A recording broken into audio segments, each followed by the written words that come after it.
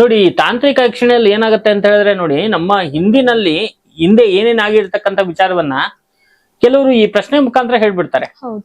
ನಿಮ್ಗೆ ಹಂಗಾಗಿತ್ತು ಹಿಂಗಾಗಿತ್ತು ಏನೋ ಒಂದು ಹೇಳ್ತಾರೆ. ಅದ್ರಲ್ಲಿ ಒಂದು 5 ನಿಜ ಇರ್ಬೋದು, 10 ಸುಳ್ಳು ಇರ್ಬೋದು, ಅದು ಅಡ್ಜಸ್ಟ್ಮೆಂಟ್ ಆಗ್ಬೋದು, ಏನ್ ಬೇಕಾದ್ರೆ ಆಗ್ಬೋದು. ಆಯ್ತಾ?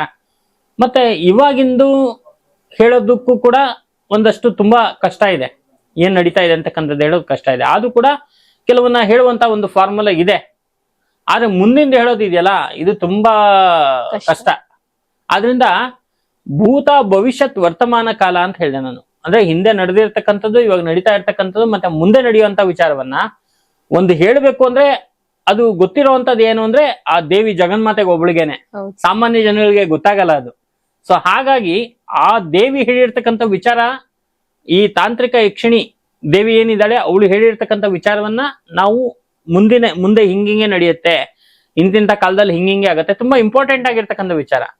ಈಗ ಏನಾಗುತ್ತೆ ಅಂದ್ರೆ, ಇವಾಗ ತುಂಬಾ ಒಂದು ವಿಶೇಷವಾಗಿ ಏನೋ ಒಂದು ದೊಡ್ಡ ಅಪಾಯ ಆಗುತ್ತೆ, ಇಲ್ಲ ಒಂದು ದೊಡ್ಡ ಅದೃಷ್ಟ ಬರುತ್ತೆ. ಅದೆರಡರಲ್ಲಿ ಯಾವ್ದಾದ್ರು ಒಂದು ಹೇಳಿದ್ರೆ ಸಾಕು.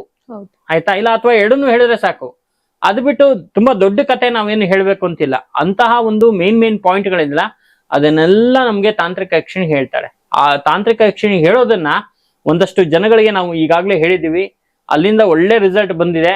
ಸೊ ಆ ಬಂದಿರೋದ್ರಿಂದ ನಾವೇನ್ ಮಾಡ್ತೀವಿ, ಧೈರ್ಯವಾಗಿ ಆ ದೇವಿ ಪರ್ಮಿಷನ್ ಕೊಟ್ಟ ತಕ್ಷಣ, ತಾಂತ್ರಿಕ ಯಕ್ಷಿಣಿ ಪರ್ಮಿಷನ್ ಕೊಟ್ಟ ತಕ್ಷಣ ಒಂದಷ್ಟು ಜನಗಳಿಗೆ ಹಿಂದೆ ಆಗಿರುವಂತದ್ದು, ಈಗ ನಡೀತಾ ಇರ್ತಕ್ಕಂಥದ್ದು, ಮುಂದೆ ಆಗಿರುವಂತದ್ದು ಪ್ರತಿಯೊಂದನ್ನು ನಾವು ಬರ್ದೇ ಕೊಟ್ಬಿಡ್ತೀವಿ ಅವ್ರಿಗೆ.